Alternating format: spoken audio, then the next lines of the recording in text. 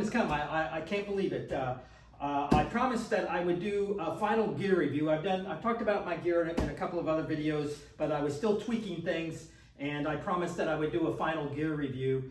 So I'm going to have to do it now because I'm actually at the airport hotel, and I'll be catching a flight tomorrow morning heading to Atlanta, and I'll be checking in at the visitor center and hiking up partially up the approach trail. I'm going to spend tomorrow night actually in the lodge there, and then officially starting the trail on the 13th from Springer Mountain. So, but I promised that I would do a final gear review, and I can't wait any longer to do that because it all starts tomorrow. So I'm going to run through it pretty quickly, and I'm really just doing this because I promised, and I keep my promises, that I would let everybody know, because some people were replying to my previous videos, concerns about, some of the decisions that I might make, because the last time I did a full gear review, though, I was still deciding between, certain items, and I'll let you know which ones I decided to do, and some things I was going to replace, and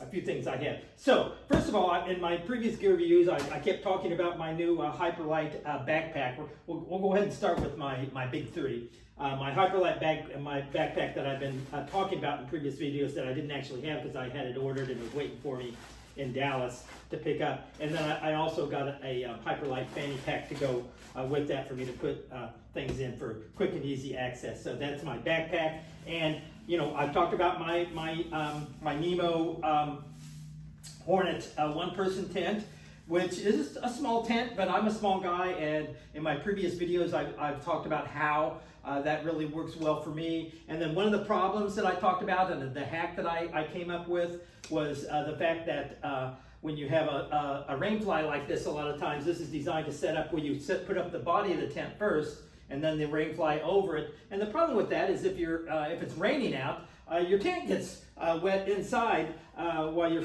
setting up, before you are able to put the rainfly up. But I came up with a hack using just a little bit of string, and it was like just a few cents to buy the string and get it all set up. And so I've come up with a way to set up my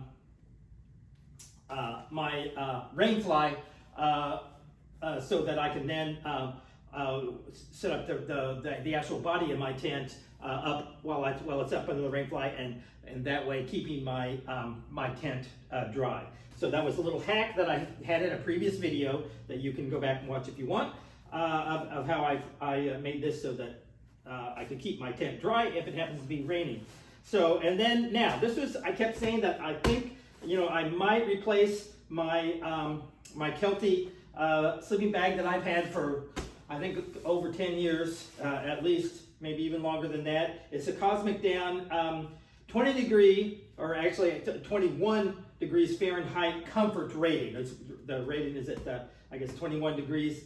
And, I had been on some shakedown hikes, specifically the Eagle Rock Loop, and, I was kind of questioning whether or not this might be a little too old, and the down in it had gotten compacted as well as not insulating as well as it should be. But I've left it, it's rolled up right now because I'm getting ready to leave, but I let it out so that the down could fluff up again, and so hopefully that's will have helped it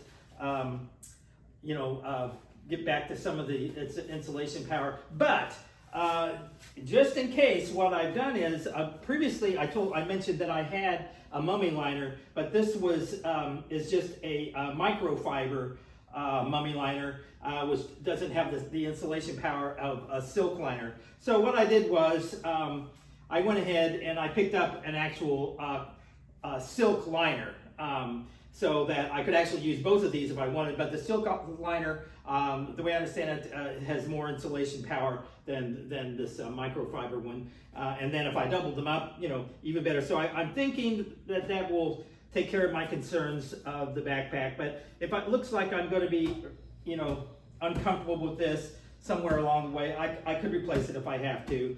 And then I also have, and I'm not real keen on this, but I do have an inflatable pillow that I can use. And then as far as my cushion. I did replace an old cushion that I had, an inflatable cushion with this Nemo right here, and it has a much higher R rating than the previous cushion that I had. So I think I'm going to be fine as far as my sleep system. So those are my big three, and then I've got these black diamond hiking poles that I can use if I want. So all right, next let's sort of go through my wardrobe real quick, and I've got 3 pair of socks, smart wool, and this is something well insulated. I'm not sure what brand it is, but these 2 are smart wool, and then these are higher tops, a little bit thicker insulation in case it gets really cold. I could put these on, or maybe I could wear these at night if it gets really cold, whatever. Although I tend to sleep kind of warm, and my feet actually get kind of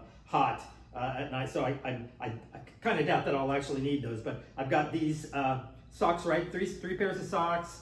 I've got 2 pair of underwear here. Okay, and then I've got a long sleeve. This is a long sleeve shirt that I can wear. And then, oh, by the way, everything I have on now, I'll be taking on the trail. So I've got this short sleeve shirt. So I've got a long sleeve shirt, short sleeve shirt, and these pants, you know, zipper pants where I can make them shorts if I want to. And then as far as, and this is another thing, if it gets cold at night, this is a what do you call it? Icebreaker, long johns that I can wear, long pants, icebreaker to sleep in if it gets really, really cold. And then I also had an icebreaker top, but I've replaced it with this because this has a nice hood on it, and I think this will actually serve me better. I've used it, you know, on a few other hikes, and I like that one. So I think in my previous video, I wasn't sure if I was going to stay with the icebreaker top or replace it with this, and that was my ultimate decision. I am replacing that icebreaker with this one right here. So, and then as far as clothing, I've got, actually my sister put this little patch on here, but I have this hat here that I can wear when it's cold, and then if it's in the sun, if it's a hot, you know, in the summertime, I'm not going to be wanting to wear this, so I actually have a wherever it is, a baseball type cap, AT cap. It's right over here. Let me grab it. Right over here. So I can wear this. It has a little AT logo on it if I want. In the summertime, just to keep the sun out of my eyes a little bit. I also have some sunglasses. And the sun, most importantly, the sun off the top of my head so I don't get a bad burn. Okay, and then I do have a puffy coat that I'll probably be wearing, you know, through the Smokies and whenever it gets cold.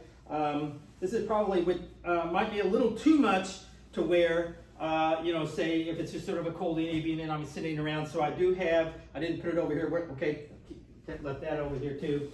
And I wasn't sure if I should bring this or not, but this packs down to next to nothing and weighs almost nothing. So I have this. It's actually for runners, and I think it's advertised as sort of like rain resistant, but it really doesn't resist that much rain. But it is a nice little windbreaker just when it's a little chilly out and I don't want to put on my puffy coat. Like I said, you know, I can get that into like softball size space if I want to. So I do have that I will be bringing.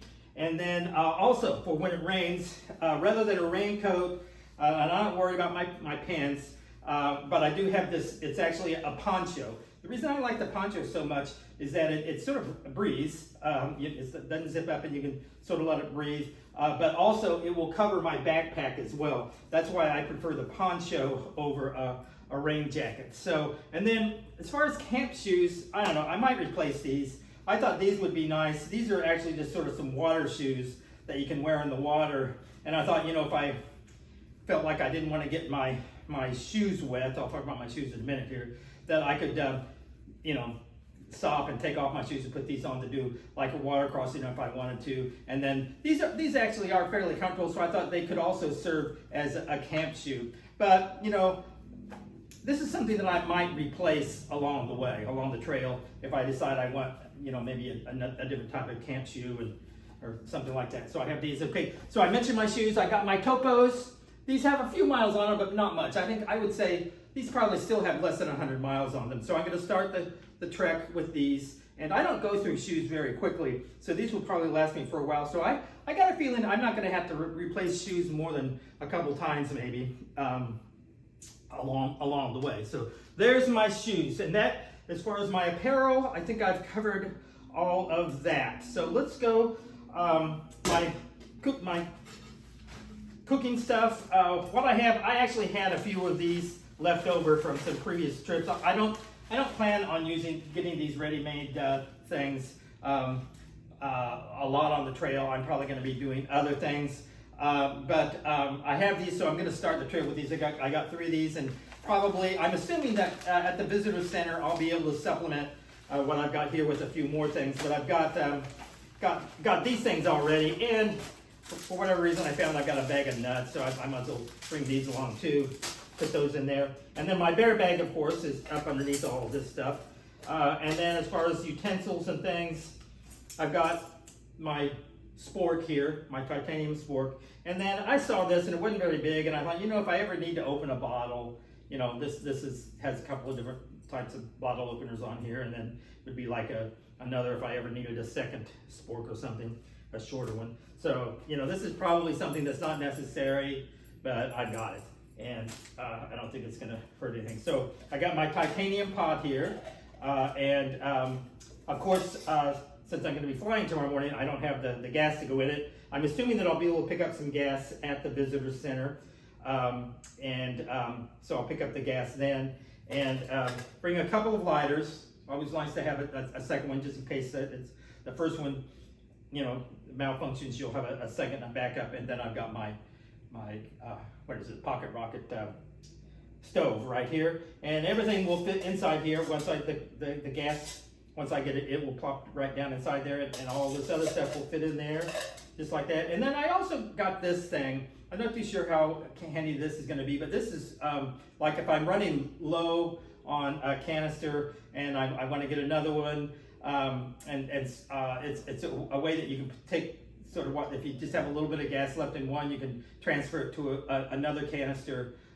with this little thing right here. So I've never really used this.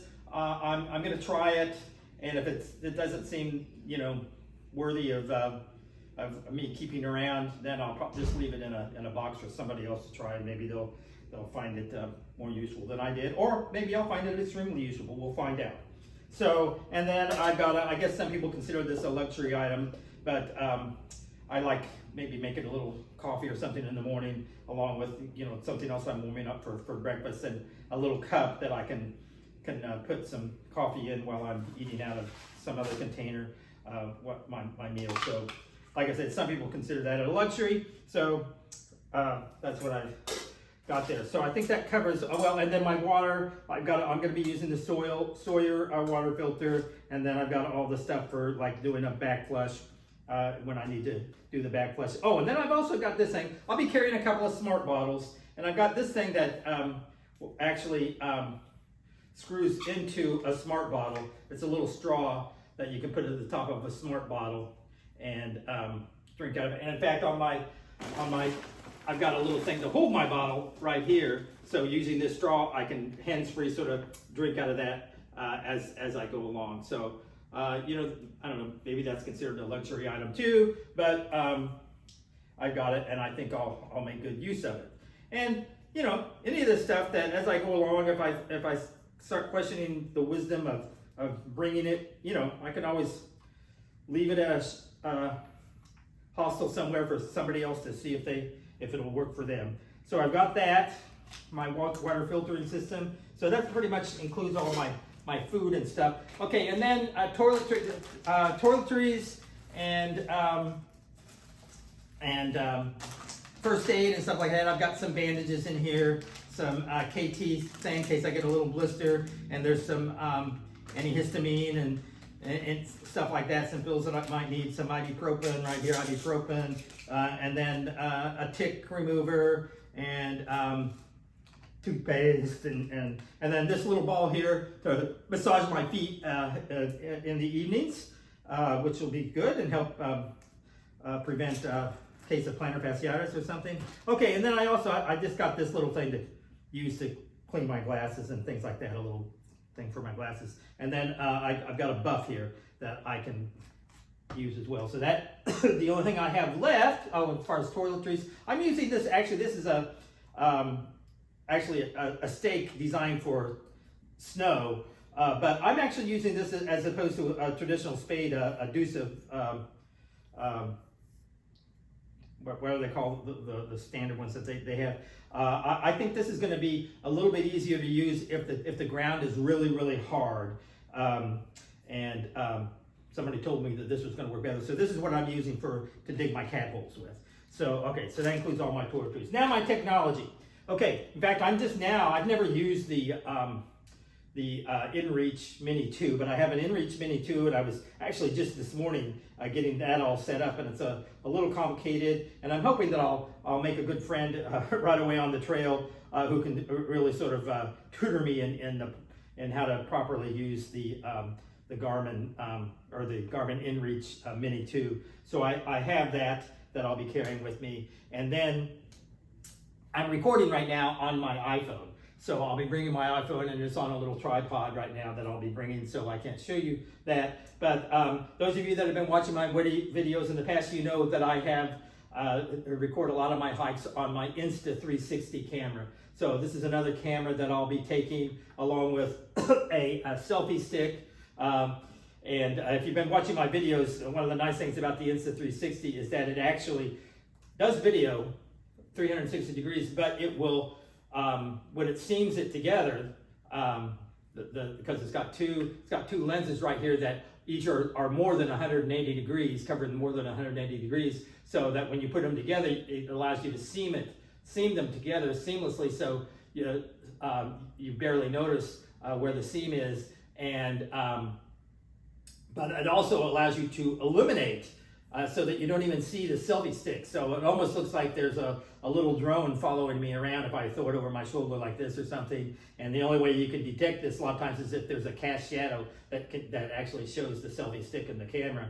Otherwise it looks like there's somebody following me with a camera or something like that. So this is kind of a cool little camera. So I'm bringing that. And then because I've got all this stuff, and I am going to be vlogging, I originally had this, shoot, I forget what the brand is, but this power pack, I can't remember the brand name right now. And this is 10,000 hertz.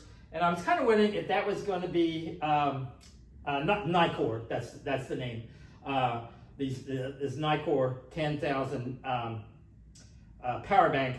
And so just to be sure that I'm going to have what I need to keep my phone charged and my Insta 360. And by the way, when I do my editing on that, if I'm not plugged into something and charging, the editing process with all this stuff actually uses a lot of the battery pretty quickly. So I was a little concerned about that. So I did. This might be a little overkill, but maybe not. I got another one, and this is a 20,000. So in total, I've got 30,000 on my Nicor for my Nicor battery banks. So, and then now for doing my editing, I got these AfterShokz headset right here, and I don't listen. I know a lot of people like to listen to music and podcasts and stuff like that while they're hiking. I don't really do that much. The reason I have this is for when I'm doing the editing of my videos. If I'm in a hostel or something like that, and I don't want to disturb other people, it allows me to edit the video and audio for my videos without annoying other people that might hear the sound of the videos I'm editing. So I've got that, and then just some basic cords. I've got the Instinct, the Garmin Instinct, and it has a dedicated charging cable. So I've got the charging cable for that, and then I've got a couple of USB-C cables right here for my the InReach uses that, and my Insta 360, and then when I want to recharge my battery packs, I'll do that with these as well. So that's why I've got a couple of them. And then I've got one for my iPhone. It's not the new iPhone, so it has the old iPhone cables. Now, I've got these are little mics, remote mics that I will use with when I'm recording on my Insta 360, because especially if it's windy or there's a lot of other maybe ambient noises or something like that, the audio works a lot better when I use these remote mics. So, and then of course my little thing for charging, my charging cube right here. So that covers my technology, and I think I've covered everything right now. So yeah, it gets real starting tomorrow, and this is what I've narrowed down my stuff to. And I don't have my scale with me because I didn't want to bring it, but I did weigh everything afterwards, and I believe, well, without the water, and like I said, I'm going to be having 2 smart water bottles that I'll be using, one for filtered and one for unfiltered water. And but without that and the food that I've got here, I think it was coming in at maybe 22 pounds, something like that. So I think I'm doing all right, and I can still do a little bit of tweaking once I get on the trail. But yeah, that's it. It's real right now. It's happening. I'm going to try to get a little bit of sleep. My plane actually takes off really early in the morning. I've got an Uber coming to the hotel to pick me up, to take me the rest of the way to the airport in the morning at 3 a.m. And it's about 8:30 right now, so I've got to get to bed. So this is what I'm taking, and yeah, we'll see how it works out. And like I said, I might do a little bit of tweaking on the trail. Actually, something else that's not in here with my food is I've got a little bit of Element. I'm not sponsored or anything like that, like a lot of the other videos where they talk about Element because their Element is paying them to talk about Element. But I've got some Element and oh, that's something I meant to pick up. Hopefully I'll be able to do that. Darn, something I forgot. I was going to get some little instant coffee packets. Darn. But here again, that might be something I'll just pick up as soon as I can on the trail, whenever I can. With a little luck, they might have some of those at the visitor center as well before I take off at the Emmacool Falls. So that's it. That's all I got for you. Happy trails, and we'll see you out there. Oh, I'm not really sure if I'm going to be posting every day or not. I know that that's problematic. I'll either be doing some really short, quick, easy to edit videos every day, or I might decide to maybe just do them weekly or something like that, and do more elaborate videos, but just take a narrow one day a week to get my editing done. We'll see. So, all right, like I said, happy trails. Let's see how this goes.